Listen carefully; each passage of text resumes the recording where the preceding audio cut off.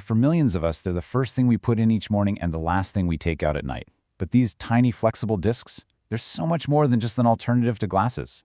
They are absolute marvels of science and biology.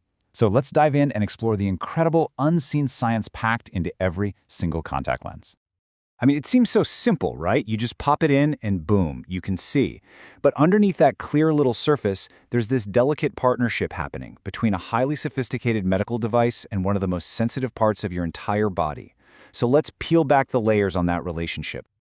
Okay, first things first.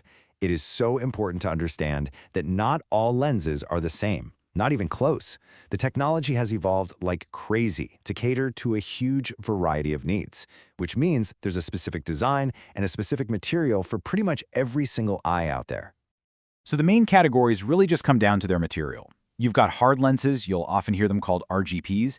They're made from these special polymers that let a lot of oxygen through and give you incredibly crisp, clear vision. Then, of course, there are the soft lenses, the ones most of us know, made of hydrogel and loved for being super comfortable right away. And for people who want it all, there are hybrid lenses, which combine that rigid center for clarity with a soft outer ring for comfort. And get this, the innovation doesn't stop there. For really complex eye conditions, you have these highly specialized lenses like scleral lenses. These things are actually large enough to vault completely over your cornea, creating a brand new, perfectly smooth surface for light to pass through. It's an amazing example of just how customized this technology can get. So, look, a good fit and the right material are super important, but they all serve one primary, absolutely non-negotiable biological need. And what is that? Your eye has to breathe. This is the absolute core of all contact lens science. And to understand why, we need to talk about the cornea. That's the clear, dome-like window at the very front of your eye. Now here's the fascinating part. It's avascular. That's a fancy word that means it has 0 blood vessels running through it to deliver oxygen like, the rest of your body. So, you're probably asking, if it has no blood vessels, how on earth does it get oxygen? Well, it gets it directly from the atmosphere. It literally breathes the air around you. So the most important thing to realize is that anything you place on top of it, like a contact lens, has the potential to block that vital oxygen supply. And while oxygen is the biggest piece of the puzzle, it's definitely not the only one. For a lens to work well, it also has to keep your tear film stable to stop your eyes from getting dry, and it needs to have a perfect mechanical fit so it doesn't irritate the surface. It's really a 3-part balancing act. So, how do we actually measure a lens's ability to breathe? Well, scientists use a value called dK/T. Just think of dK as the raw oxygen friendliness of the material itself, and T as how thick the lens is. So dK/T is the real-world number for how much oxygen is actually getting through to your eye. And trust me, a higher value is always better for keeping your cornea happy and healthy. And the stakes are high here.